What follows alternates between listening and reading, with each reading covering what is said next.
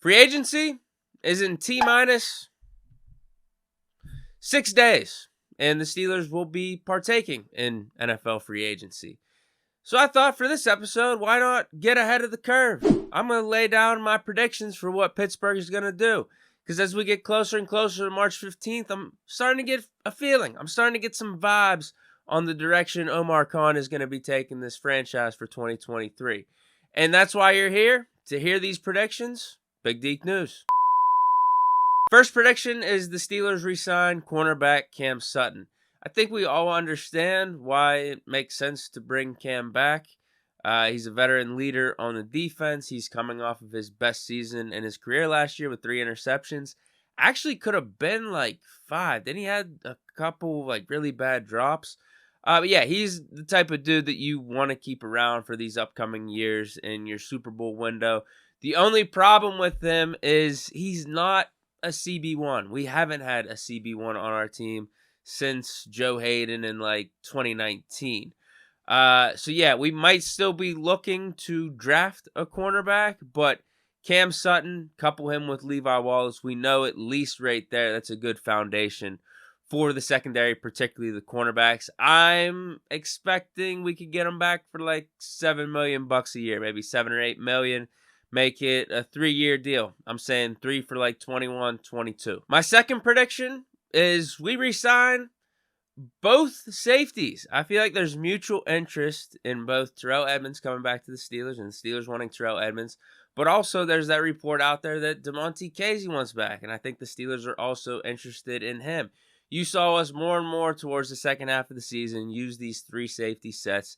And both dudes were really productive. Tyrell Edmonds, we know about his whole story with the Steelers, drafted back in 2018. And if you look at his career here, he has been Mr. Reliable. He has only missed 3 games over the course of 5 seasons. He's averaging 80 tackles a season and has got better and better in coverage as time has gone on. And then we see with Damonte what he could just bring to the table in limited snaps and limited time that he's out there on the field. Dude's a ball hawk. There's no questioning as to why he led the league in picks back in, I think it was 2017, 2018, because he had just 2 for us last year. And again, he missed half the season, then was playing limited time when he wasn't. So I'm hoping, here's my theory with all this. With Edmonds, get him for like 4 or 5 million. 2-3-year deal, 4 or 5 million a pop. And then with Casey, his market wasn't robust last year, so I'm assuming he's flying under the radar again this free agency with him missing time last year. But those that got to witness him whenever he was out on the field, like us Steeler fans, know the value that he could bring to the team. So I'm hoping, I think he signed for like 1.5 last year.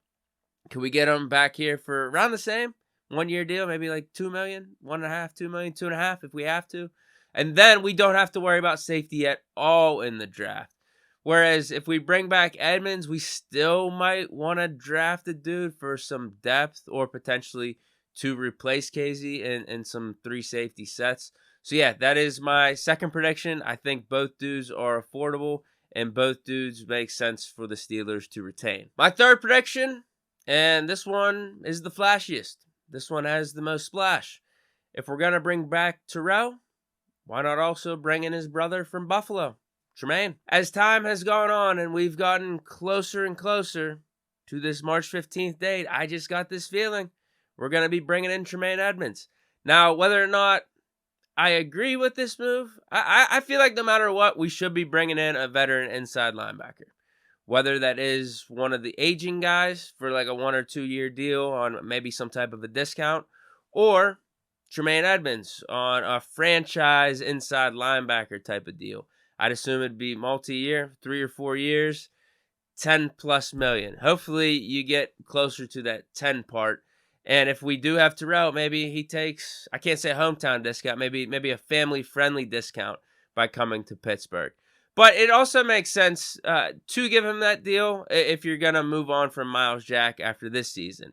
And Tremaine is a multi-time Pro Bowler up in Buffalo. He's considered pretty much perennially at least a top 10 inside linebacker. Not afraid to stop the run. Averages like 100 tackles a season. Just like his brother. He's durable too. He's someone that you could rely on. I feel like he's someone that would fit the mold that Tomlin's looking for at inside linebacker. And I think there were reports. Weren't we interested in him when he was coming out in the draft too? So that's another reason why it makes sense. I'm just getting the feeling that we do bring him in. And I feel like I'd be cool with it. I think initially I was like, I don't know if I want to give him that contract. But if we do move on from Miles Jack, he becomes the guy. And maybe we pair him with Mark Robinson long term. Or maybe we draft a guy in the 3rd or 4th round. Yeah, I think I'd give it the thumbs up. And for my final prediction, I don't know how it's going to be possible. I was on the fence with this one. If we're going to bring in a Tremaine Edmonds, how much money are we going to have left over? But Omar Khan, you just got to trust him. I think Larry Ogunjobi is re-signed as well. I've been saying it all offseason. I feel like we would do just fine in bringing back Cam Sutton, Ogunjobi, Tyrell Edmonds, Damonte Casey.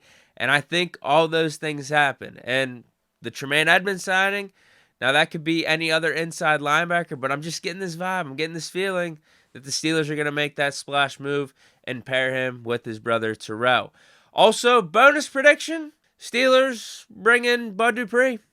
Team-friendly deal, 1 year, $3-4 million. He's the 3rd edge rusher behind Highsmith, TJ Watt.